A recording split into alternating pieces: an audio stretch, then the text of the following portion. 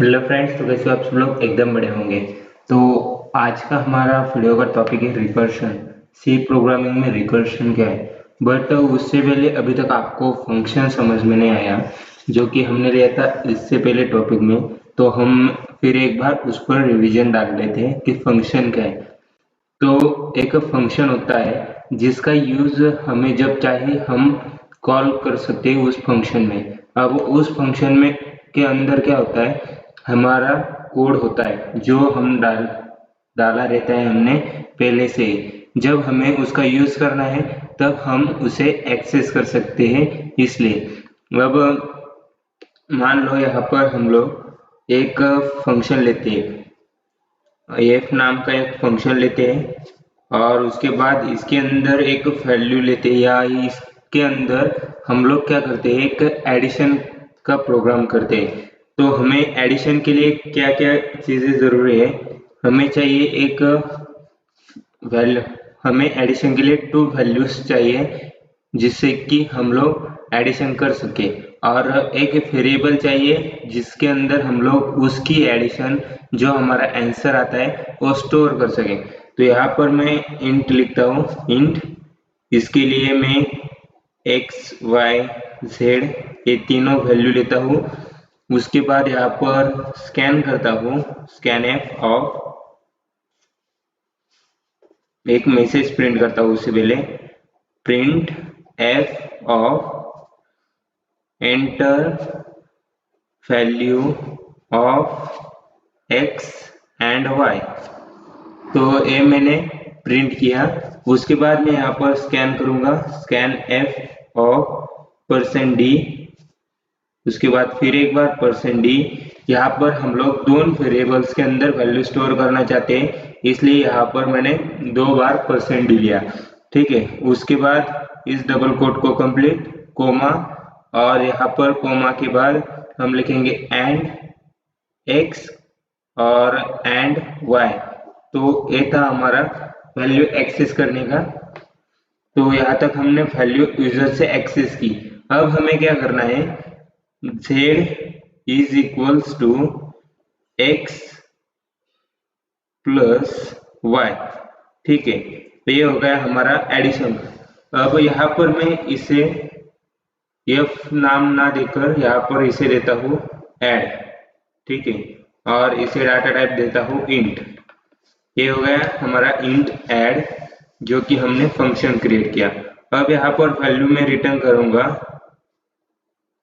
Return z, जो कि हमारा है z, उसके अंदर स्टोर है x प्लस वाई की वैल्यू, और यहाँ पर सेमीकोलन।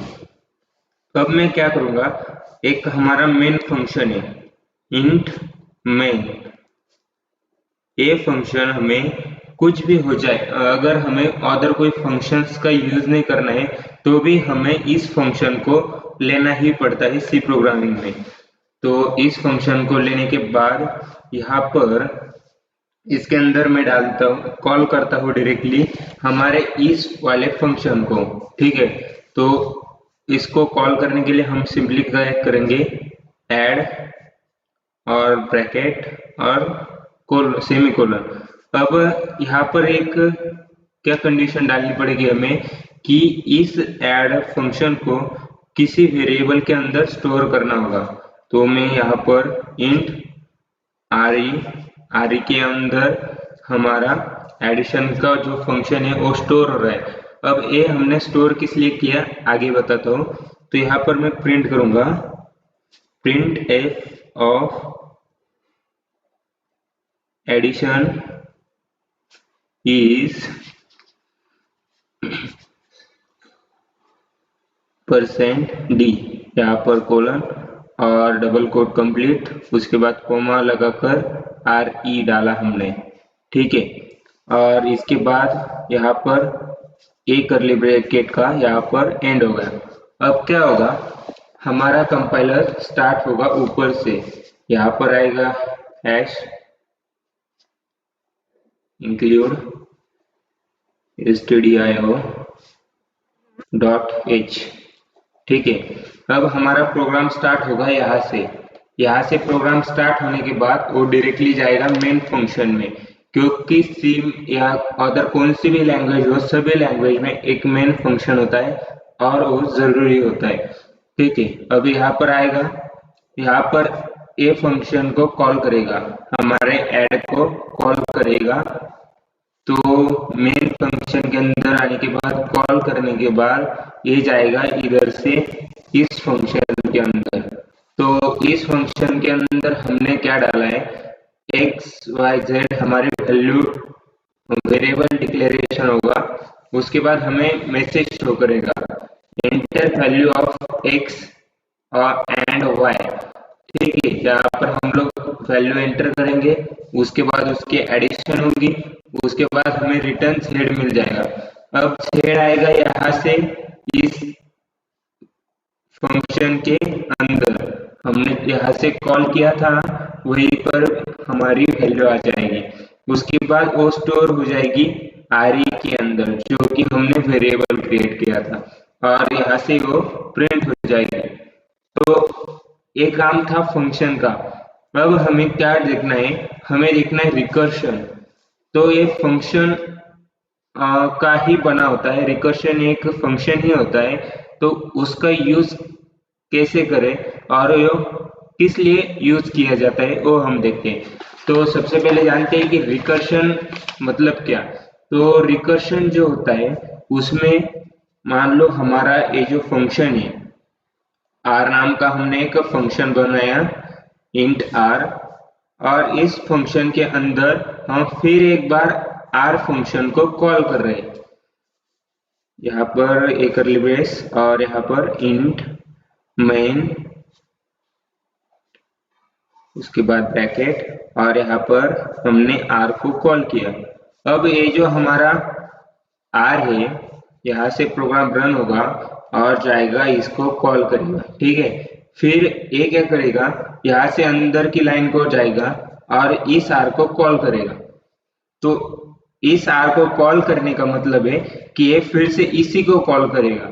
तो इनका जो प्रोसेस है वो चलता रहेगा जब तक कि हम उसे कंडीशन ना दे कि कहाँ तक रुकना है, तब तक ये चलता रहेगा। और उसका काम पूरा होने के बाद वो डिस्ट्रॉय हो जाएगा और हमें जो आउटपुट चाहिए वो हमें मिल जाएगा।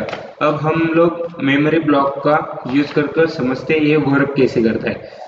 तो एक ब्लॉक हमारा, अब यहाँ पर क्या होता है, एक प्रोग्राम लिखता हूं मैं।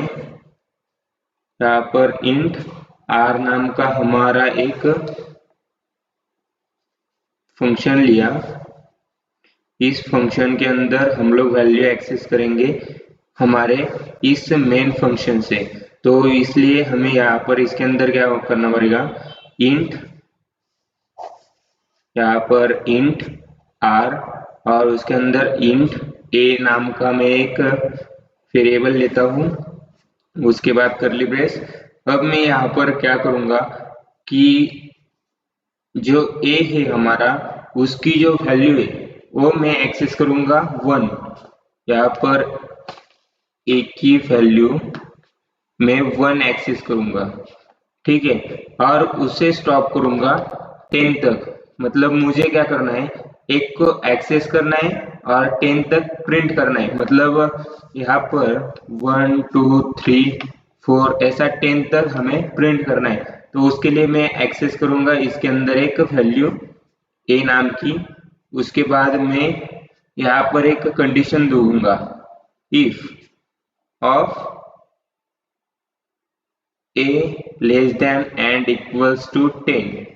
उसके बाद क्या आएगा हमारा, इफ ब्रैकेट के अंदर a less than is equals to 10 के बाद यहाँ पर हम लोग रिटर्न करेंगे।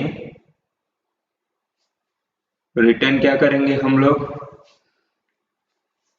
यहाँ से रिटर्न आएगा तो हमारा मेन फंक्शन के अंदर जाएगा।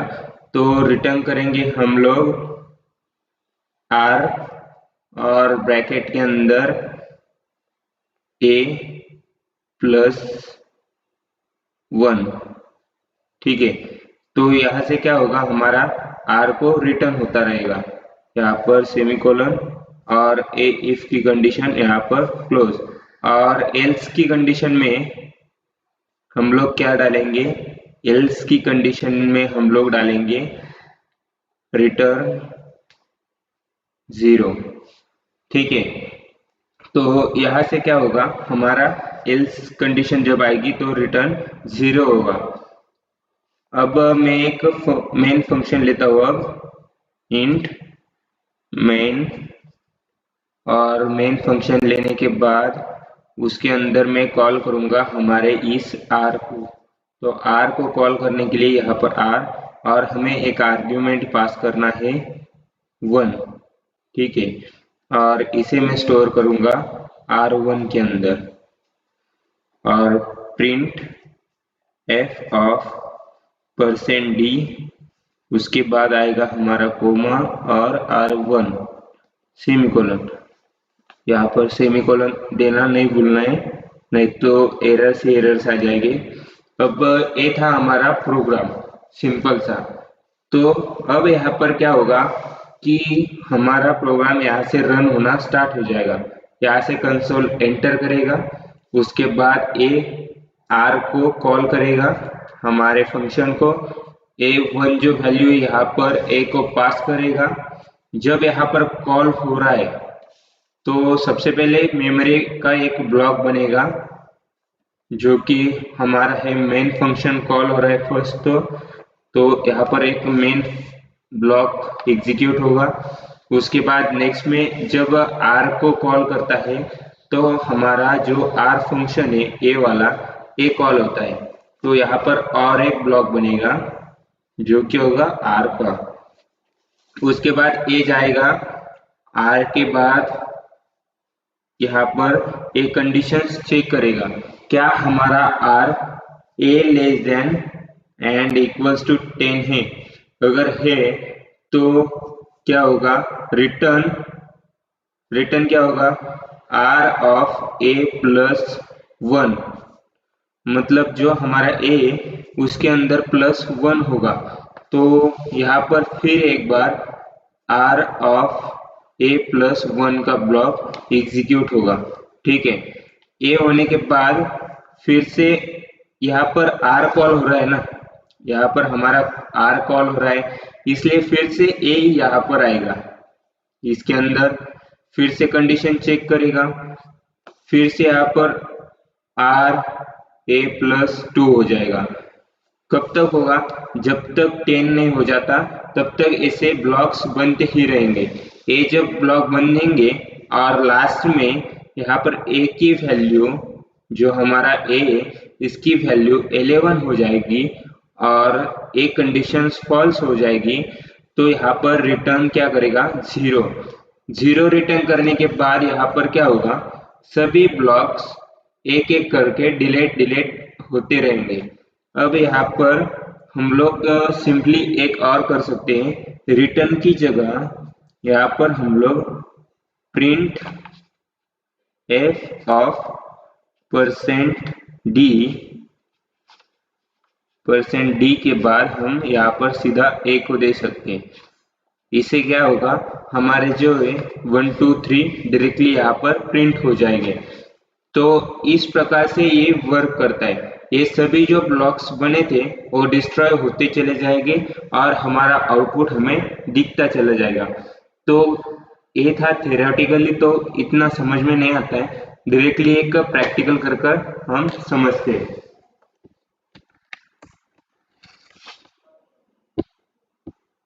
तो हेडर फाइल लेता हूँ पहले। तो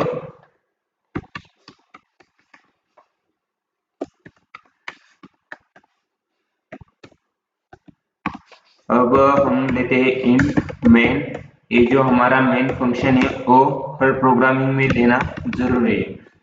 और यहाँ पर एक फंक्शन बनाता हूँ मैं ऐड नाम का। ठीक है, हमें वैल्यू करनी है ऐड, और इसे मैं पैरामीटराइज फंक्शन बनाता हूँ। तो यहाँ पर इंट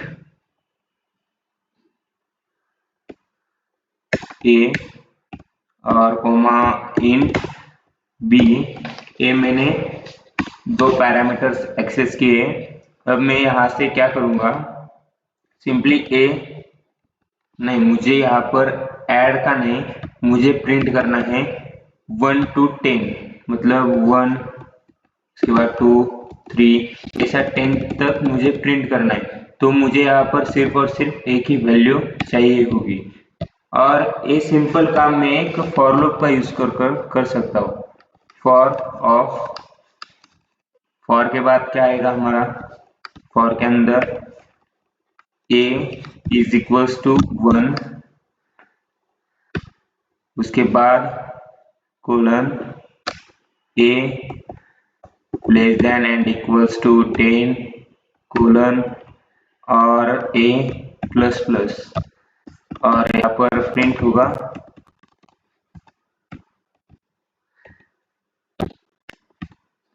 प्रिंट क्या होगा हमारा, print f of %d comma a और सेमीकोलन। अब यहाँ से मैं करूंगा कॉल किसको, जो हमारा फंक्शन है एडी नाम देता हूँ उसका, एडी को हम लोग कॉल करेंगे। तो यहाँ पर एडी सेमीकोलन। अब कंपाइल करके देखते हैं कहाँ पर एरर आता है। तो यहाँ पर मेन फंक्शन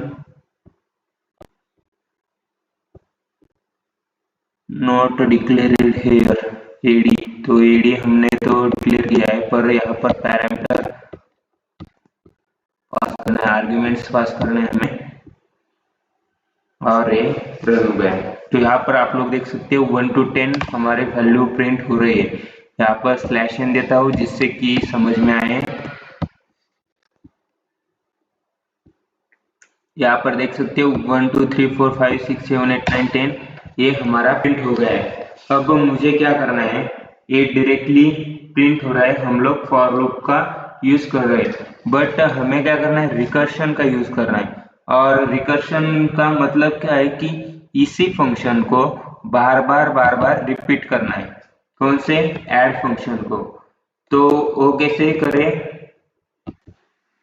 तो उसे करने के लिए हमें क्या करना पड़ेगा, सिंपली यहाँ पर एक इफ एल्स का स्टेटमेंट लगाना होगा। तो मैं यहाँ पर देता हूँ इफ ऑफ, अगर हमारा a जो है वो लेस और इक्वल से 10 के, तो इस ब्रैकेट के अंदर जाए, और अगर नहीं है तो एल्स हमें रिटर्न को 0 दे दे और सेमीकोलन। अब यहाँ पर क्या होगा, हमें प्रिंट करना है 1 से लेकर 10 तक, तो हमें रिकर्शन का यूज करना है। तो यहाँ पर रिकर्शन का मतलब क्या है कि एडी जो है वो उसी को कॉल करता रहेगा जब तक कंडीशन ट्रू नहीं हो जाती। वो जो फंक्शन है वो खुद को ही कॉल करेगा, इसे रिकर्शन कहते हैं। तो यहाँ पर मैं क्या करूँगा, ए की वैल्यू तो एक्सेस कर ली, अब यहाँ पर ए को प्रिंट करता हूँ एक बार, print F of double quote के अंदर %d और उसके बाद कोमा ए को मैंने प्रिंट कर दिया। यहाँ पर /n लगा देता हूँ जिससे कि न्यू लाइन में आ जाए। अब इसे मैं रन कर देखता हूँ क्या हमारा आउटपुट आता है कुछ, या एरर देता है। तो यहाँ पर हमारा 1 आउटपुट आ गया, ठीक है। अब हम करेंगे इसी फंक्शन को फिर से कॉल। तो यहाँ पर कॉल करेंगे हम लोग एडी और ब्रैकेट के अंदर, अब हमें क्या करना है, इस ए को फिर से प्लस करना है, मतलब a प्लस ए क्या होगा हमारा 2 होगा, मतलब a की वैल्यू हमारी 1 है, 1 की वैल्यू 2 होगी, 2 की वैल्यू 3 होगी, 1 प्लस ऐड हो जाएगा। तो यहाँ पर a प्लस 1 और सेमीकोलन। यहाँ पर हमने जो फंक्शन है उससे फिर से कॉल किया है, जैसे कि हमने यहाँ पर मेन फंक्शन के अंदर से यहाँ पर कॉल किया, उसके बाद फिर से यहाँ पर कॉल कर रहे हैं। तो अब क्या आउटपुट आएगा हमारा, देखते हैं। तो यहाँ पर आप लोग देख सकते हैं हमारा आउटपुट आ गया है 1 to 10। तो इस प्रकार से आप लोग फंक्शन को फिर से फंक्शन के अंदर ही कॉल कर सकते हो, इसे बोलते हैं रिकर्शन।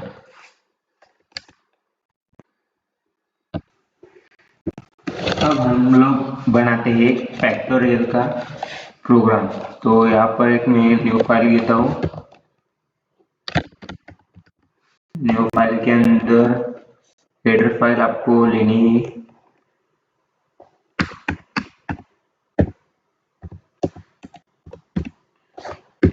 उसके बाद मेन फंक्शन को डिक्लेयर कर लेना है।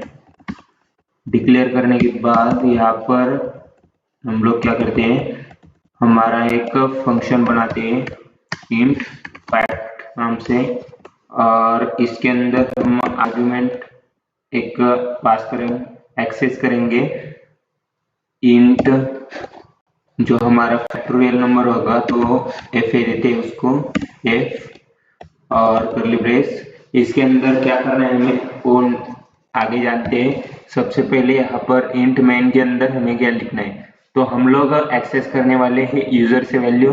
तो यूजर से वैल्यू को एक्सेस करने के लिए हमें चाहिए एक वेरिएबल। तो सबसे पहले वेरिएबल डिक्लेयर करता हूँ इंट, और एफ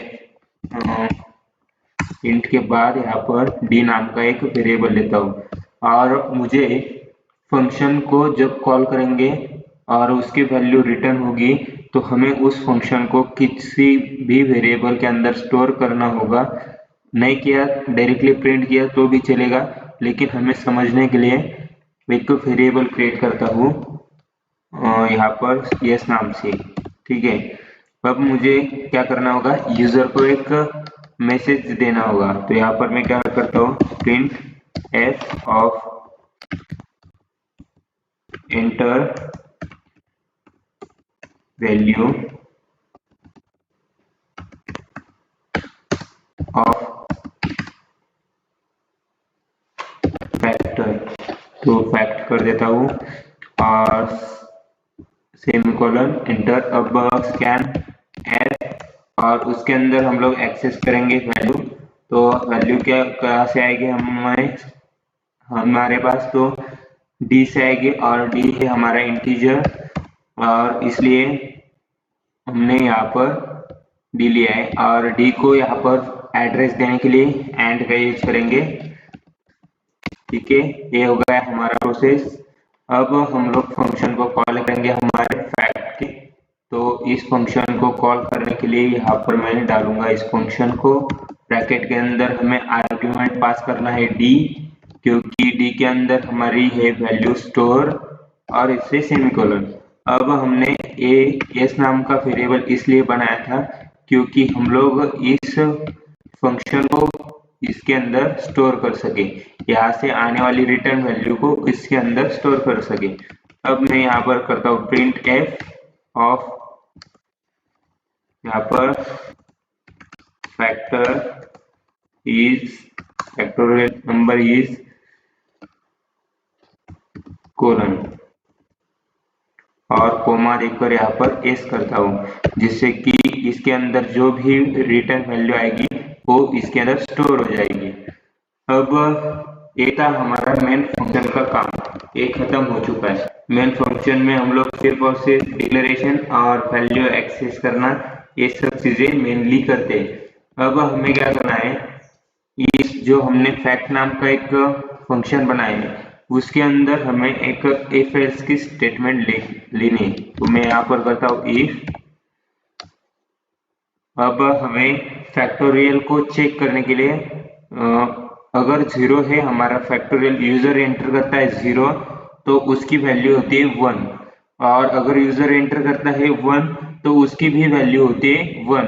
अब ये फैक्टोरियल क्या है, तो फैक्टोरियल ऐसा है कि अगर यूजर ने एंटर किया 5, ठीक है, यूजर ने एंटर किया 5, तो यहाँ पर क्या होगा, यहाँ पर होगा 5 मल्टीप्लाई 4 मल्टीप्लाई 3 मल्टीप्लाई 2 मल्टीप्लाई 1, और इसकी जो एडिशन होगी 5 4 3 2 1, इसकी जो मल्टीप्लीकेशन होगी वो यहाँ पर आंसर आएगा। तो 5 इंटू 4 कितने हुए, 20, 20 इंटू 3 60, 60 इंटू 2 120। तो हमारा जो 5 का फैक्टर आएगा तो वो आएगा 120, अब हमें चाहिए एक 120, बट हमें यूज किस चीज का करना है, हमें यूज करना है रिकर्शन का, जिससे कि क्या होगा, हमारा प्रोग्राम रन होने में भी आसानी हो और स्टोरेज भी कम लगे, इसलिए हम लोग इस रिकर्शन का यूज करते हैं। तो यहाँ पर कंडीशन देनी होगी, अगर हमारा यूजर एंटर करता है 0 या 1, दोनों में से कोई भी वैल्यू एंटर करता है तो हमें रिटर्न करना है 1।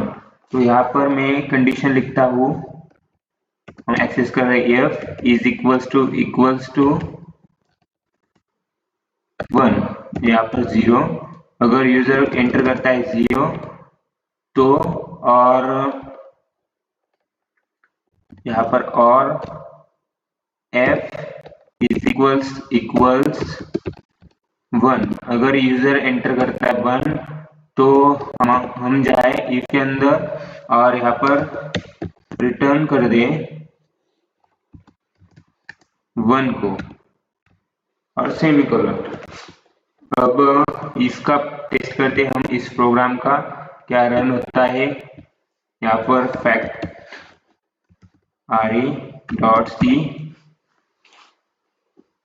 यहाँ पर हमें बोल रहा है वैल्यू एंटर करें, तो मैं करता हूँ 1, और यहाँ पर बोल रहा है फैक्टर इज वैल्यू एक्सेस, हमें वैल्यू नहीं दिखा रहा है, तो कहाँ पर प्रॉब्लम, तो यहाँ पर प्रॉब्लम है %d नहीं दिया हमने, ये दिया %d, और यहाँ पर देता हूँ थोड़ा सा स्पेस।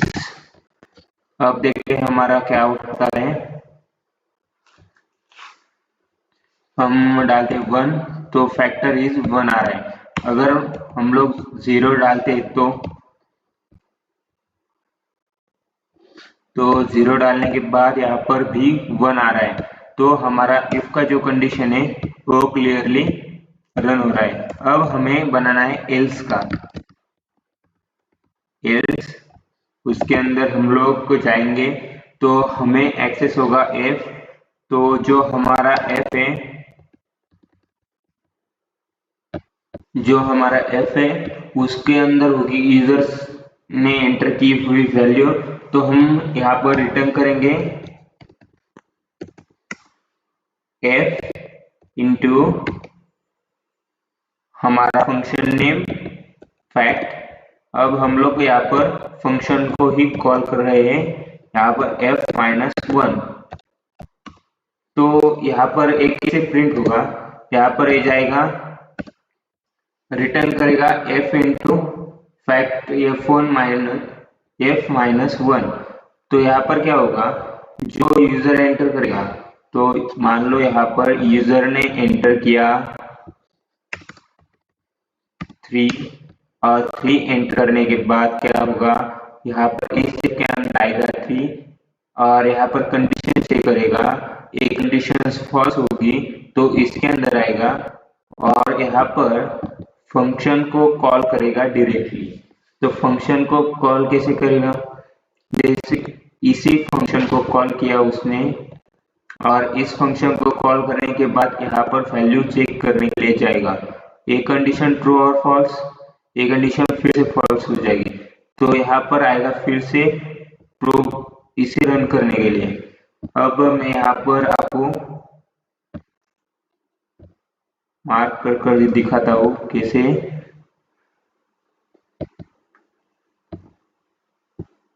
तो ये जो हमारा फंक्शन है यहाँ पर हमने कॉल किया है, ठीक है, ये हमारा फंक्शन है, तो इसकी वैल्यू क्या है हमारे अभी तक की, इसकी वैल्यू है हमारी 3 जो कि हमने ली है, तो 3 वैल्यू हमारी, तो हमारे 3 वैल्यू क्या होगी, यहाँ पर ट्रू और फॉल्स होने को जाएगी, अगर एक कंडीशन फॉल्स होती है तो फिर से आ आएगी, ठीक है, इस फंक्शन के अंदर। तो यहाँ पर इस फंक्शन के अंदर f की वैल्यू है हमारी 3, ठीक है। अब यहाँ पर f कॉल होता है तो यहाँ पर चेक करने के लिए जाता है, तो यहाँ पर 3 की कंडीशन, यहाँ पर f-1 होने के कारण f की वैल्यू हो जाती है 2, ठीक है। 2 होने के बाद फिर से एक कंडीशन चेक करता है, फिर से वो कंडीशन रॉन्ग होती है, तो अब इस f की वैल्यू 3 से छोड़कर 2 हो गए और यहाँ पर f-1 हो रहा है, इसलिए ये फिर से जाएगा यहाँ पर। जब तक यहाँ पर फंक्शन कॉल हो रहा है और यहाँ पर वैल्यू 1 नहीं आती, तब तक ये ऐसा ही घूमता रहेगा, यहाँ से यहाँ तक, यहाँ से फिर से एल्स तक, एल्स से यहाँ पर कंडीशन ट्रू हो गई तो फिर से ये रन होता रहेगा। जब यहाँ पर रिटर्न 1 करेगा तब ये प्रोग्राम डिस्ट्रॉय हो जाएगा। कौन सा प्रोग्राम? तो यहाँ पर देखो, एक ग्राफ बनाता हूँ मेमोरी का। ये रही हमारी मेमोरी, ठीक है। तो सबसे पहले क्या होगा, इंट मेन आएगा, तो एक ब्लॉक यहाँ पर बनेगा। कौन सा? इंट मेन का। यहाँ पर आएगा हमारा इंट मेन, यहाँ पर मेन फंक्शन आएगा हमारा, ठीक है। उसके बाद नेक्स्ट में आएगा हमारा जो कि ये फैक्ट फंक्शन कॉल होगा, तो यहाँ पर एक फैक्ट फंक्शन नेक्स्ट में कॉल होगा, वो आएगा, एक मेमोरी ब्लॉक बन जाएगा। तो इसका नाम मैं देता हूँ F1, यहाँ पर सिंपली 1 लिख देता हूँ, F1। तो नेक्स्ट में आएगा हमारा, ये वैल्यू चेक करेगा इस फर्स्ट वाले में, यहाँ पर वैल्यू चेक करेगा ट्रू और फॉल्स। तो हमारी वैल्यू f की यहाँ पर क्या थी? 3 थी, तो एक कंडीशन फॉल्स हो जाएगी, इसलिए वो एल्स वाले पार्ट में जाएगा। एल्स वाले पार्ट में जाने के बाद वो सीधा फंक्शन के पास जाएगा, क्योंकि कंपाइल होते टाइम वो इधर से चालू करता है। तो यहाँ पर क्या होगा, फंक्शन के अंदर जाने के बाद इसकी वैल्यू क्या थी? f की 3 थी, तो 3 - 1 हो जाएगा, ठीक है। अब यहाँ पर 3 - 1 होने के कारण ये हमारा फंक्शन भी कॉल हो रहा है और आर्ग्यूमेंट भी पास हो रहा है। तो यहाँ पर क्या होगा, ये कॉल होने के कारण इस इंट f जो है, इस f की वैल्यू हो जाएगी हमारी 2। ये वैल्यू 2 होने के बाद यहाँ पर आएगा हमारा 2, और 2 आने के बाद एक कंडीशन हो जाएगी फॉल्स फिर से। तो ए कहाँ पर आएगा? एल्स वाले पार्ट पर। एल्स वाले पार्ट पर आने के बाद फिर से क्या होगा, इस f की वैल्यू हमने कितनी थी? 2, तो 2 - 1 कितनी हुए? 1। यहाँ पर आंसर क्या है हमारा? 1। तो यहाँ पर फिर से एक कॉल होगा इस 1 में या इस इफ के अंदर, तो एक कंडीशन ट्रू हो रही, ठीक है। तो हमें रिटर्न क्या करेगा? 1। रिटर्न 1 करने के बाद क्या होगा, ये था हमारा ब्लॉक। इस ब्लॉक के अंदर सबसे पहले हुआ एक मेन फंक्शन कॉल, उसके बाद और एक जो हमारा यूजर डिफाइंड फंक्शन है फैक्ट, वो कॉल हो गया। उसके बाद और एक फैक्ट हो गया। तो सबसे पहले हमारी वैल्यू 3, यहाँ पर 3, उसके बाद इस पर भी थी 3, उसके बाद हो गई 2, 2 के बाद हो गई 1, क्योंकि यहाँ पर 3 बार जो हमारा फंक्शन है वो कॉल होता रहा। यहाँ से वैल्यू एक्सेस गई, मतलब सबसे पहले यहाँ से वैल्यू आई 3 जो की थी यहाँ पर, 3 के बाद यहाँ पर वैल्यू गई 2, 2 के बाद यहाँ से वैल्यू आई फिर से 2, 3 की जगह हो गया 2, फिर से वैल्यू गई 1, क्योंकि 2 - 1 = 1। अब ये कंडीशन यहाँ पर ट्रू हो गई, तो यहाँ से रिटर्न आया हमें 1। अब ये मेमोरी डिस्ट्रॉय हो जाएगी। डिस्ट्रॉय होने के बाद रिटर्न क्या करेगी यहाँ पर? 1 × 1। तो अभी हमारी इस फैक्टोरियल की वैल्यू कितनी है? इस फैक्टर f की वैल्यू 1 और इस f की वैल्यू 1। 1 × 1 1 ही आएगा। उसके बाद जाएगा 2, जो हमारा 2 है वो जाएगा यहाँ पर इस फैक्ट के अंदर। तो इस फैक्ट की वैल्यू होगी 2 और इस f की वैल्यू होगी 1। तो 2 × 1, तो वैल्यू आएगी हमारी 2, ठीक है। अब यहाँ पर इसकी वैल्यू 2 ही रही, उसके बाद यहाँ पर 3, जो हमारी यहाँ पर 2 हुई गई, और इंटू 3। अब इस फैक्टोरियल में हमारी रिटर्न वैल्यू आ गई 3 आने के बाद यहाँ पर हमारे 3 इंटू 2 हमारा आंसर आता है 6। तो इस प्रकार से ये फैक्टोरियल काम करता है, रिकर्शन इसी प्रकार से काम करता है। तो अब चलते हैं, इसको रन करके देखते हैं क्या आउटपुट आता है हमारा। तो कंपाइल और रन, यहाँ पर एरर, तो यहाँ पर F डालना जो कि हमने की था, रन किया।